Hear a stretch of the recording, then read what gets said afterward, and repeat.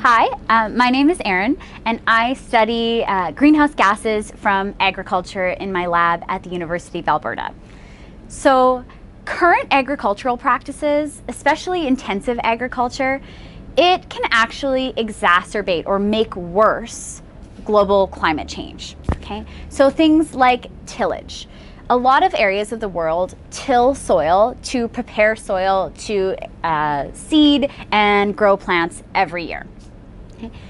Sometimes what happens when we till soil is that we disturb soil aggregates, which are essentially clumps of soil that add to soil structure.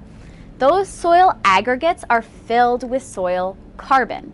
When we break them from tillage, soil microbes get a juicy snack of soil carbon that they otherwise weren't able to access because it was in an aggregate.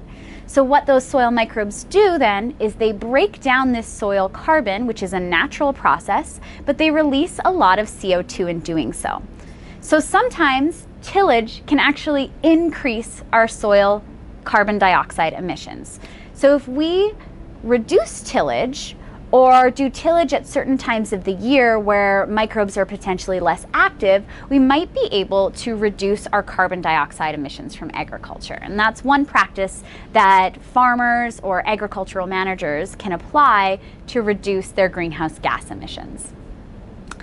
As well, humans have really altered what we call the global nitrogen cycle.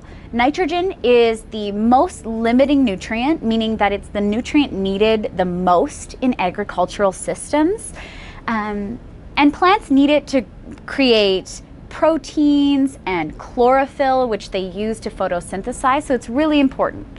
So a long time ago, around the 1950s, humans figured out how to make nitrogen fertilizer, or nitrogen that we can apply to soils to improve crop growth.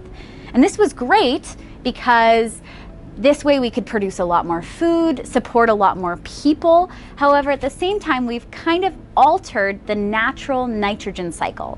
And something that happens naturally in soils is that, again, microbes do everything. Microbes actually release a greenhouse gas called nitrous oxide.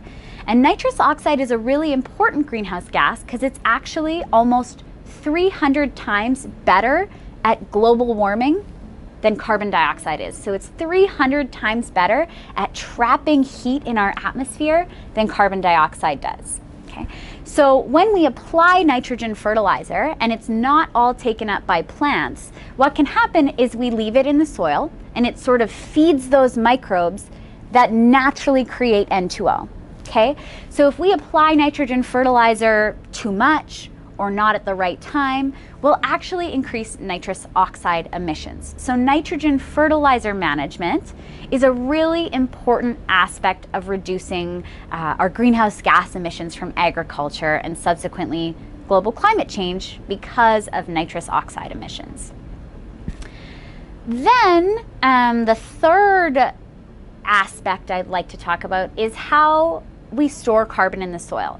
So soils are an amazing source of carbon. Okay, so CO2 from the atmosphere is converted into organic carbon through plants growing, and then that organic carbon is actually added to soil as plants decay and degrade. So one of the most important things we can do to increase soil carbon storage and remove it from the atmosphere as CO2 and store it in soil is essentially keep living plants growing on that agricultural field year-round or as much as possible.